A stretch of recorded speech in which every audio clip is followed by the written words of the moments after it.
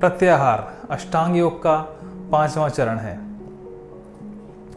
प्रत्याहार एक वो अभ्यास है जिसमें हम मन के द्वारा अपनी इंद्रियों को कंट्रोल में रखते हैं, बैलेंस रखते हैं। जिस तरह कमल कीचड़ में खिलता है लेकिन गंदा नहीं होता, उसी तरह से प्रत्याहार हमारे मन के साथ व्यवहार करता है, हमारे मन को वैसा बनाता है, हमारे मन को इतना मजबूत और सेल्फ कंट्रोल्ड बनाता है कि वो भी एक कमल की भांति हर प्रकार के विषयों में होते हुए भी उनसे हमेशा डिटैच रहता है, उनका इस्तेमाल करता है, ज़रूरत होने पर उन्हें अपनाता है, लेकिन केवल उतना ही जितना की ज़रूरत है।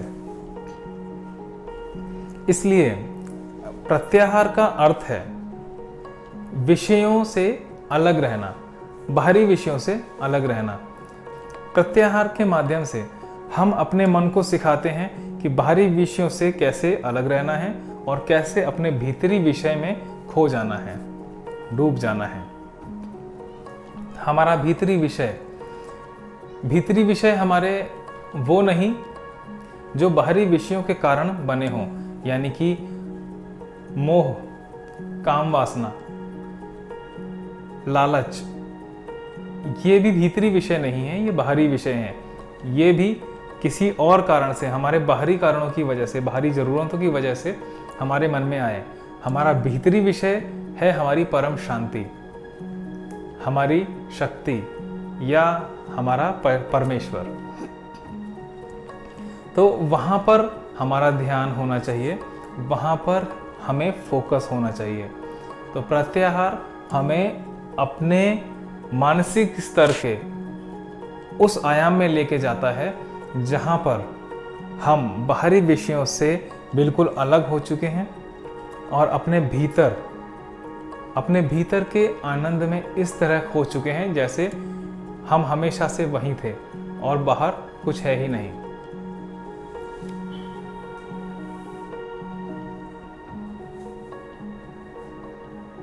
प्रत्याहार को हम 3 तरीकों से समझते हैं और सीखते हैं।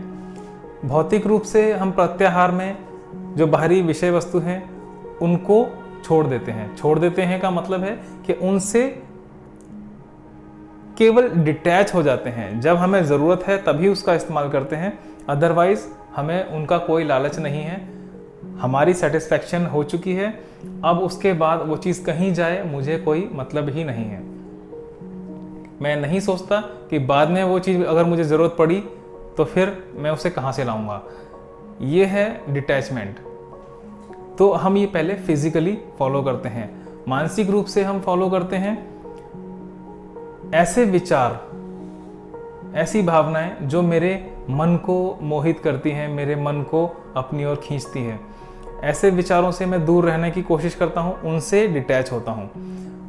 डिटैचमेंट उतना जितना कि मेरे लिए ज़रूरी है। अब मान लीजिए कोई वासना ही है अगर मेरे मन में जागृत होती है और मैं उससे बचने के लिए उससे दूर हटता हूँ, कोई दूसरी विचारधारा में जाता हूँ, उस समय के लिए मैंने क्या किया, अपनी उस पहली वासना वाली जो भावना है उसे मैंने दबा दिया और दूसरी भावना को जागृत कर दिया।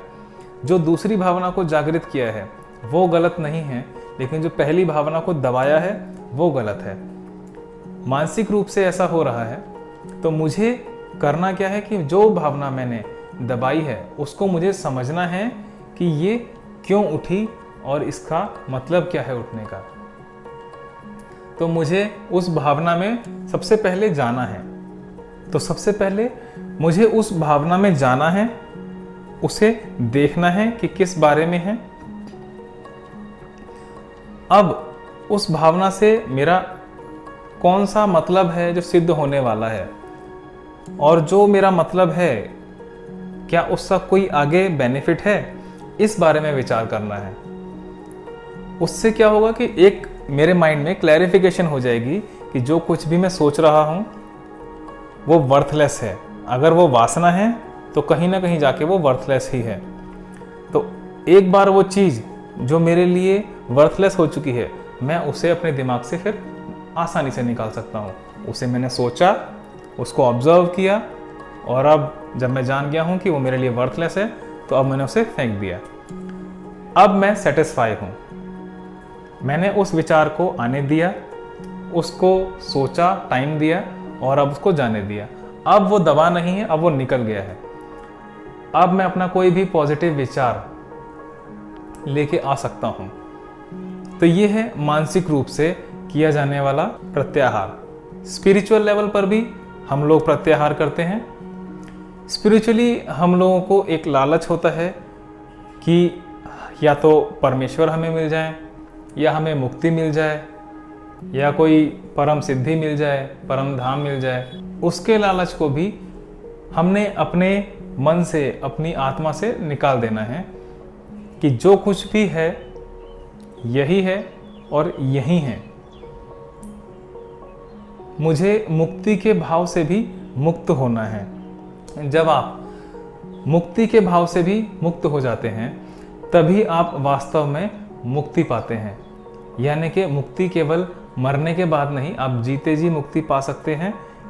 ये विचारधारा अपनाने पर, जब आप ये सोच लेते हैं कि मुझे मुक्ति की ज़रूरत ही नहीं, क्योंकि मैं तो पहले से ही मुक्त हूँ। अब पहले से मुक्त आप कैसे हैं? क्योंकि आप आज तक किसी चीज़ से अटैच ही नहीं हुए हैं। जब आप डिटैचमेंट को समझ जाते हैं, इस लेवल तक आप अपनी ध्यान साधना में आ जाते हैं, तो आप समझने लगते हैं अंतर्मन तक, गहराई तक, कि मुक्ति का मतलब क्या है, डिटैचमेंट का मतलब क्या है। जब आप डिटैचमेंट को फॉलो करते हैं तो ये सब चीज़ें अपने आप घटित होने लगती हैं। आपको इतनी अंडरस्टैंडिंग अपने आप आने लगती है कि आपको क्या चाहिए, किन चीज़ों से आपको दूर रहना है और कौन सी चीज़ अपनानी है। इसलिए प्रत्याहार में आपको किसी भी विषय से लड़ना नहीं है, ना तो उसको जीतना है और ना ही उसको हराना है। एक न्यूट्रल भाव अपने अपने मन में रखना है हर विषय के प्रति, चाहे वो भीतरी हो चाहे वो बाहरी हो। तो उससे आप टोटल बैलेंस हो पाएंगे और आसानी से आपकी धारणा घटित होने लगेगी। धारणा का अर्थ ही है जब आपने भारी विषयों को दूर कर दिया है और भीतरी विषयों से भी आप डिटैच्ड हैं, तो अब जो प्योरिटी है आपके भीतर, जो कॉन्शियसनेस है, आप अपनी असली कॉन्शियसनेस से जुड़ पाएंगे अपने साथ। और वही जुड़ाव हमें चाहिए धारणा के माध्यम से। और धारणा का यही काम है कि वो आपको आपकी असली कॉन्शियसनेस, आपकी प्योरिटी से जोड़ती है। और जैसा कि मैंने बताया कि पहले के चरण अगर आपने फॉलो किए हैं तो धारणा अपने आप घटित होगी। आपको धारणा खुद से करने की कोई ज़रूरत नहीं है। ये अपने आप होने वाला प्रोसेस है, ये अपने आप घटित होने वाला प्रोसेस है। यही प्रोसेस आपको आगे आने वाले चरण में, आगे आने वाले स्टेप तक लेके जाएगा, यानी कि ध्यान तक।